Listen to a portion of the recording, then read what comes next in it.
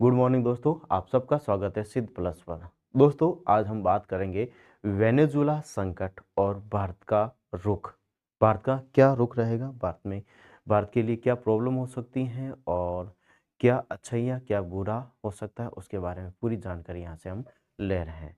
Venezuela संकट और भारत, क्या यह भविष्य में भारत के लिए चेतावनी है? वेनेजुला पर अमेरिका की सैन्य कार्रवाई और उसके बाद अस्थायी नियंत्रण जैसे बयानों ने पूरी दुनिया को असहज कर दिया है, लेकिन भारत के लिए यह खबर सिर्फ अंतर्राष्ट्रीय राजनीति नहीं है, यह भविष्य की संभावित वैश्विक व्यवस्था का संकेत है। भारत ने इससे इसे पूरे घटनाक्रम पर कोई तीखी प्रतिक्रिया नहीं दी। यह यही चुप्पी इस क्लास का केंद्र है, क्योंकि भारत की चुप्पी अक्सर उसकी सबसे बड़ी रणनीति होती है। भारत क्यों खुलकर कुछ नहीं बोल रहा है? भारत की विदेश नीति का मूल सिद्धांत स्ट्रेटेजिक ऑटोनॉमी है। भारत जानता है कि अमेरिका आज उसका अहम साझेदार है, लेकिन अमेरिका का इतिहास बताता है कि वह हित बदलते ही रुख बदल सकता है। अगर भारत अमेरिका का खुला समर्थन करता है तो ग्लोबल साउथ नाराज, खुला विरोध तो अमेरिका से रिश्ते प्रभावित। इसलिए भारत ने चुना कानून, संप्रभुता और संवाद की भाषा। यह चुप्पी नहीं, संतुलन की राजनीति है। ठीक है ना दोस्तों। इसके बाद में बात कर लेता हूँ, क्या वेनेजुला मॉडल भारत जैसे देशों के लिए खतरनाक है? यह सबसे अहम सवाल है।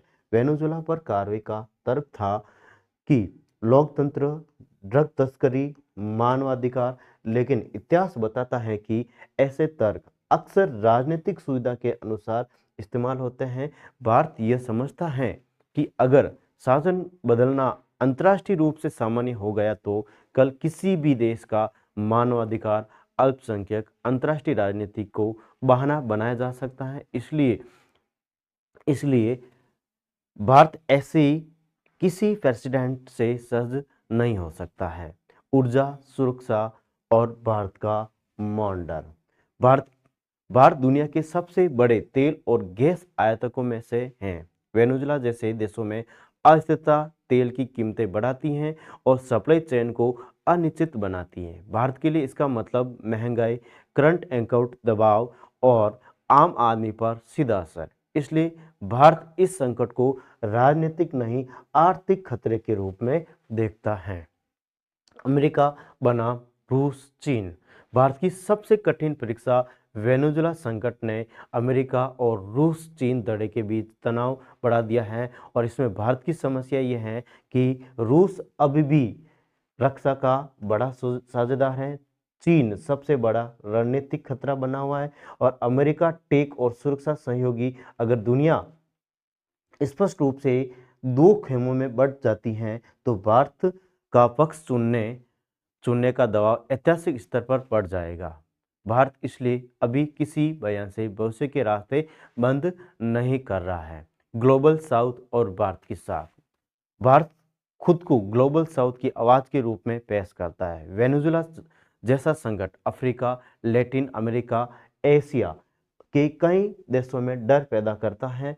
अगर भारत सिर्फ अमेरिका के साथ खड़ा दिखा तो यह साख कमजोर होगी, लेकिन अगर भारत नियम, संप्रभुता, द्विपक्षीय व्यवस्था की बात करता है तो भारत नैतिक नेतृत्व का दावा मजबूत कर सकता है। भारत के लिए असली सबक क्या है? वेनेजुला संकट भारत को तीन कठोर सच्चाइयां सिखाता है। अंतर्राष्ट्रीय कानून कमजोर पड़ रहा है, ताकत ही अंतिम सुरक्षा है।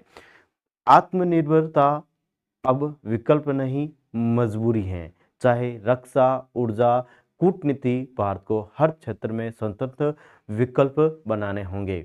निष्कर्ष क्या निकल रहा है यहाँ से कि वेनेजुला भारत से दूर है, लेकिन खतरा नहीं। भौगोलिक रूप से वेनेजुला भारत से हजारों किलोमीटर दूर है, लेकिन रणनीतिक रूप से यह भारत के भविष्य की झलक दिखाता है। भारत की चुप्पी बताती है कि नई दिल्ली भावनाओं से नहीं बल्कि लंबे खेल से, सोच से फैसले ले रही है। आज वेनेजुला है, कल कोई और हो सकता है। भारत यह सुनिश्चित करना चाहता है कि जब ऐसा समय आए तो वह मजबूर नहीं, तैयार हो।